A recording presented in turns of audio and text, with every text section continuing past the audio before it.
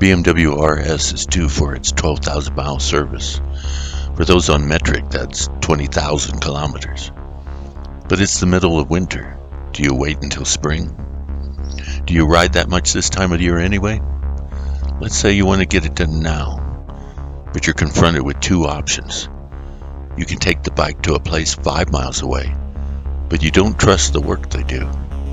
Or you can zoom down the interstate 80 miles to a place you trust. I had that decision. I didn't want to wait to get the work done, and if I was going to do it, I wanted the best place to handle it. That means in late January I had a nice speedy ride ahead of me. It would take an hour and a half at interstate speed to get there. I checked the weather. The forecast said it was going to be clear and sunny, but cold, below normal cold. At least it was going to be dry in the high desert. To put a positive spin on it, I told myself this was the perfect opportunity to test my cold weather gear. Except I didn't have any official cold weather gear, if there is such a thing. I do have a lot of layers of different clothes, so a couple days before the ride I got up early, put on all those clothes that I could manage, and sat out on the back deck when it was below freezing just to try it out. It seemed to work pretty well. I could sit out there a long while with no big discomfort. Of course I was just sitting there. There was no wind chill effect from going 70 miles an hour. How do you calculate wind chill? The National Weather Service has a formula for it. Here it is. T represents air temperature in Fahrenheit and V represents wind speed in miles per hour. I decided to leave that formula to the government bureaucrats. Wind chill temperature is only defined for temperatures at or below 50 degrees and wind speeds above 3 miles an hour. So the conditions I'd be riding in definitely qualified for wind chill measurement. Depending on your speed and the outdoor temperature, it can feel up to 13 degrees colder to a biker in the winter. The faster you ride and the colder the temperature, the more you'll feel the impact of the wind chill, which makes sense. According to reliable charts, if it's 16 degrees Fahrenheit outside and you ride at 70 miles per hour, the wind chill will make it feel like 13 below zero. At 20 degrees, it'll feel like 6 below. And at 25 degrees, you'll feel it's 2 degrees. I sat there on the deck and was surprised. All of my layers weren't too bulky. I had on 2 base layers under my pants plus added sweatpants. I had on 2 pairs of socks. One of them pulls up over my knee. On top, I had a base layer, then a long sleeve shirt, then another lined shirt, all tucked into my pants, then a down-filled jacket, then my leather motorcycle jacket over everything. I also wore a net gaiter and leather gloves and boots that came up over my ankles. My bike has heated grips, so those suckers were set on high heat. When I suited up on the morning of the ride, my phone showed a 16-degree temperature, but just standing outside due to the wind made it feel like 9 degrees. That's before going 70 miles an hour. I thought about waiting until spring, but I'm not that kind of guy. If something appears on my to-do list, I like to get it done. So what exactly did I have to get done? According to BMW, every 12,000 miles the standard scope of service is done, plus a couple big items, like checking the drive shaft, greasing the splines, and doing a valve adjustment. All the fluids are checked, replaced, or topped off, including oil and oil filter, brake fluid, coolant, clutch hydraulic fluid. The air filter is replaced, and new spark plugs are installed. Brake pads are checked along with front fork seals. Basically, the entire bike has gone over. I didn't make this video to show mechanics doing all of that. This video is about the ride. It's always about the ride. I chose to go 80 miles instead of 5, and yeah, it would be 80 miles back. But how far would you go for service you trusted? Besides, why would anyone complain about the distance? More distance equals more ride. And if we're going to make life a ride, what better way?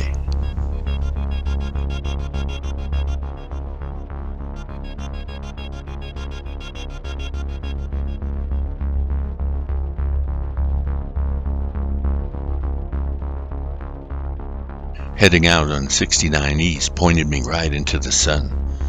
I don't like being blinded by the morning or evening sun, but I've been on these routes before. I know if I leave about an hour after sunrise, the sun is up just enough for the inside tinted visor in my helmet to shear off the worst of the glare. I don't put the visor down all the way, just an inch or two at the top. That leaves the rest of the clear visor to give me the best view of everything else.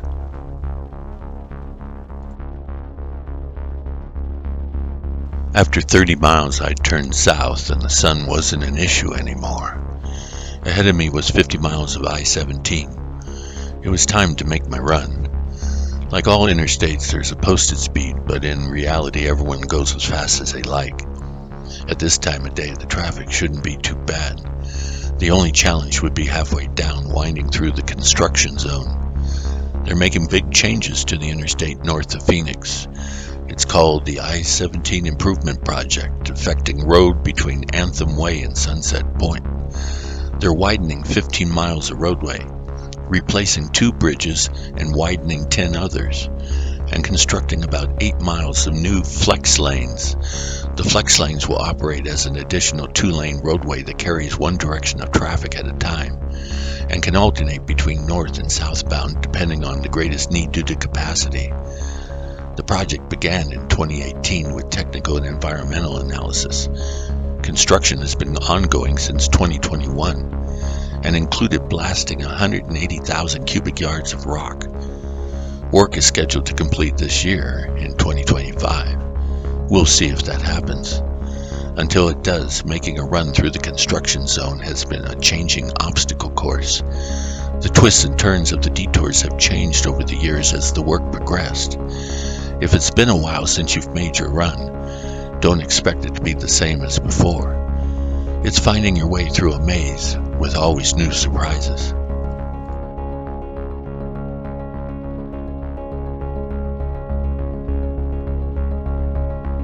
If the changing maze wasn't enough, be aware that the lane sizes shrink and widen through the construction zone. Sometimes they shrink on a curve. Sometimes those curves are blind. The thing that really gets my attention is the condition of the roadway. Strips of different types of road are carved and spliced together. Uneven seams in pavement run parallel to the direction of travel. You have to choose which strip of pavement to run on. Choosing the best line through a curve gets complicated. Intermittent rough patches that used to be part of the shoulder are now in the middle of the lane. Angles of dissimilar asphalt bisect lanes, and shadows cast from rock faces suddenly turn a sunny road black. And of course, there's always other traffic to deal with, and much of that wants to go 100 miles an hour. I guess it's not as bad as it sounds if you don't think about it. Just trust your riding instincts. I'm going to concentrate for a minute while I get through the rest of this construction zone. Then I can roll on the throttle a bit and gab some more. Be right back.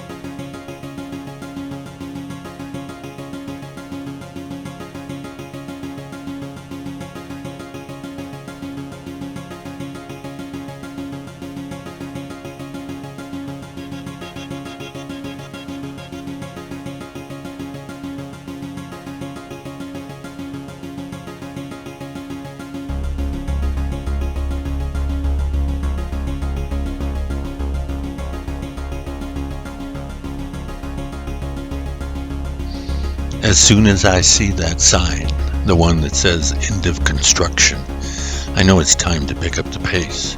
The road widens, the pavement gets better the closer into Phoenix one gets. The more the way smooths out, and the more traffic builds up around you. I'm tempted to open the bike up on the straightaways, but I know better than risk a costly ticket in a speed trap. Of course, most traffic flows faster than the posted 75 miles per hour speed limit. Flowing with that traffic normally isn't a problem.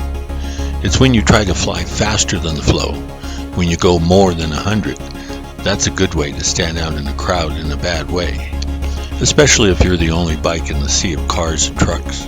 Then you're asking for a ticket. So I keep it at 85 or 90. There's the occasional car that's going faster, but that's okay if they want to risk it. The repair place I'm going to doesn't open until 10 a.m. I'm not racing cars.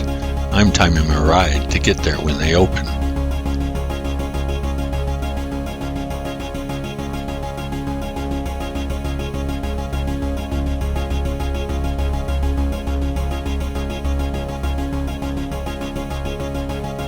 There's something awesome about 6 or 7 lanes going in the same direction. It's a wide open field of moving possibilities. And when sunlight is just right, the pavement glows as the bike rushes over it. Traffic is light heading into town today. All the better. What traffic there is becomes a fun but easy obstacle course, like moving one's chess piece in a game of getting there. The 1250 Boxer loves this type of run. Adding torque is smooth, and the 536-pound bike feels anchored to the lane with a steady low-down center of gravity. Riding the freeways in Phoenix is normally not much fun, but today it turned out to be a blast.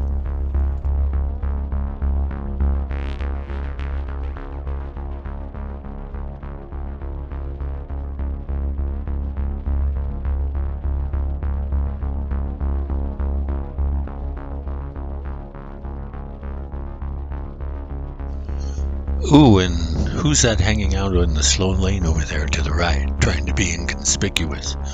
Why, it's a police car. Luckily, I'm with the flow of traffic. I'm over the speed limit, but the usual amount. Everyone does it, so it gets a pass.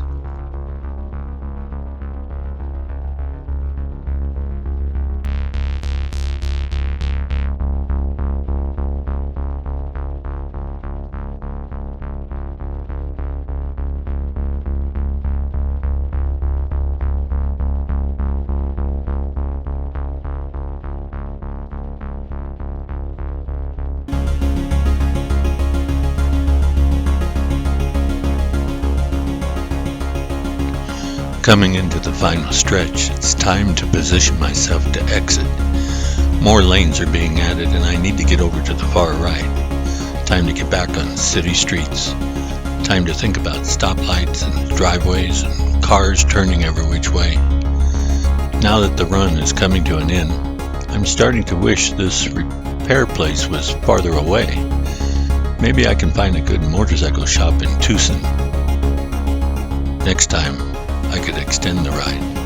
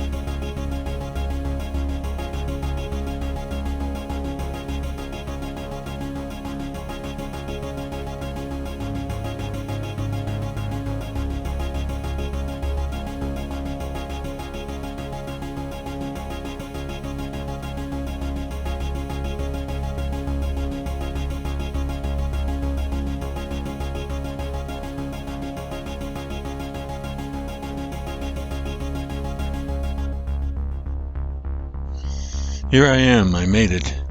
It's going to take more than a day to work on the bike. So I'm meeting my wife and we're heading off to Tortilla Flats for lunch. On the way, we'll stop in to see the Goldfield ghost town and mine near the Superstition Mountains. Later, we'll check out the Phoenix Botanical Gardens. That's great before and after sunset when the lights and the artwork shine. Tomorrow sometime I'll have a ride back home. That's part 2 in another video.